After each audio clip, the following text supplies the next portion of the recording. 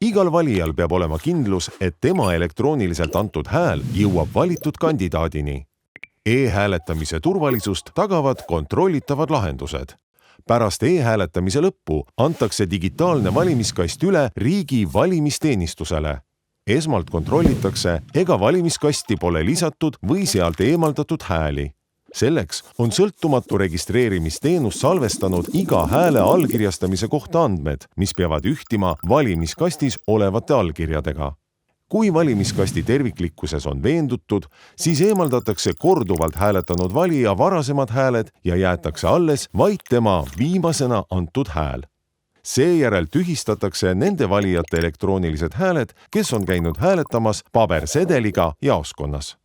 Edasi eemaldatakse elektrooniliselt valimissedelilt valija isikuandmed ja jäetakse alles ainult krüpteeritud valik.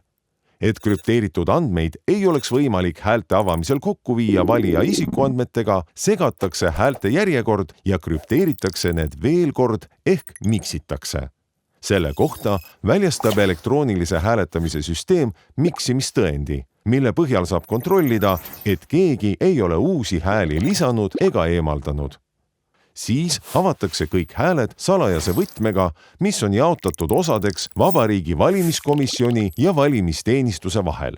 Häälte avamiseks peab kokku tulema üle poole valimiskomisjoni liikmetest. Häälte avamisel väljastab süsteem avamise tõendi. Selle abil on võimalik tõestada, et hääletamistulemus on korrektne ja seda ei ole muudetud. Kõiki protsesse kontrollivad rahvusvahelise kutsetunnistusega infosüsteemide audiitorid. Audiitorid kontrollivad eraldi ka miksimistõendit ja tõestust häälte avamise kohta. Kõiki e-hääletamise toiminguid on võimalik jälgida registreerunud vaatlejatel, kel on võimalik eelnevalt läbida koolitus. Järgmisel päeval tehakse kõik protsessid uuesti läbi ja võrreldakse tulemusi. Nii nagu paberhääli, hoitakse ka e-hääli alles mitte vähem kui kuu aega. Pärast kaebuste lahendamist kuulutatakse välja lõplikud valimistulemused.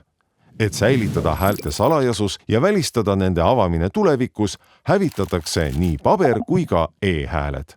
E-hääletamine tagab mugava ligipääsu hääletamisele. See on läbipaistev, turvaline ja kontrollitav viis valimistel osalemiseks. Rohkem infot ja vajalikud juhised leiad aadressil valimised.ee.